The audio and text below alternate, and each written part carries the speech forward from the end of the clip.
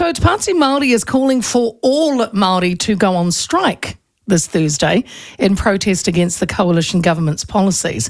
The strike, which coincides with the government's delivery of the budget on Thursday, is intended to, in their words, prove the might of the Māori economy by disconnecting entirely from it.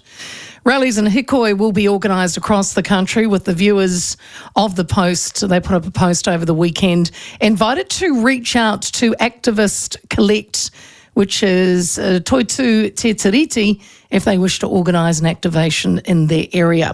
It's been promoted on Te Pāti Māori's Facebook page with an image of two old-style firearms, as well as the New Zealand and National Māori flags. So guns. Just imagine if that image was used by any other party. But we'll get to that, another part of the conversation.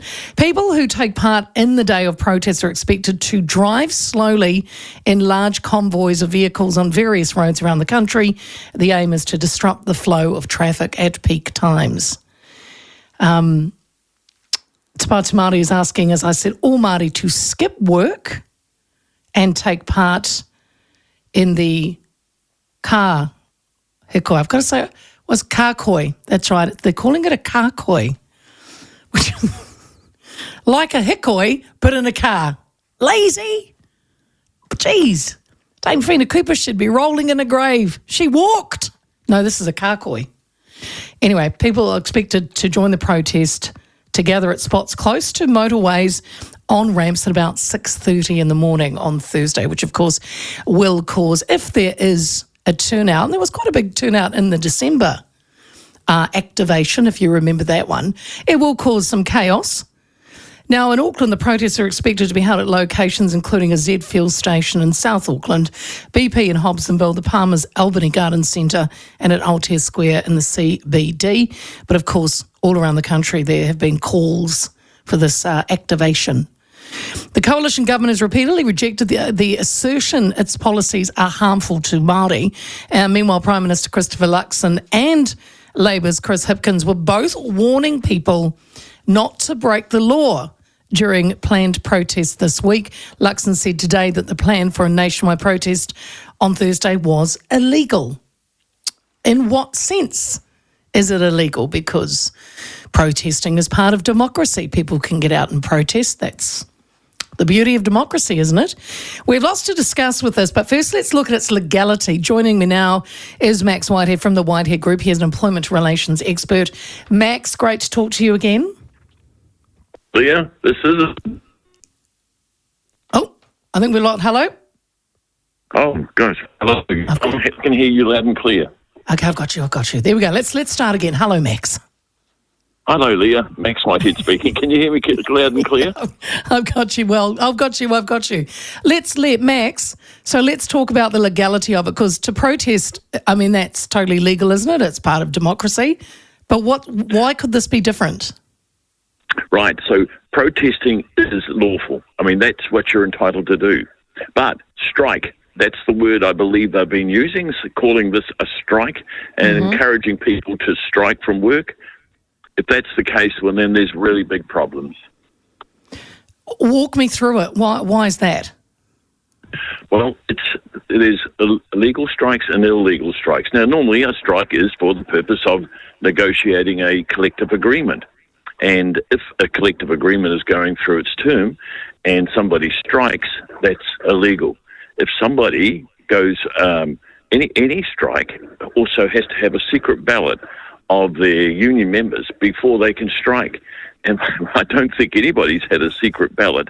Any union has that I'm aware of. And so that is deemed unlawful.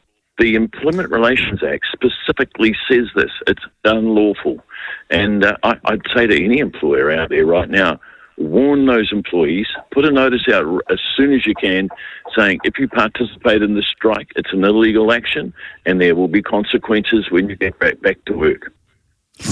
Oh, okay. Right. So let's look at it. So that's so say if I decided, which I'm not going to do it, but if I decided on Thursday I was going to be part of it, although it would be all over by I come back till 4:00, but say I was doing a breakfast show and I decided to go, I'd be going against my employment contract.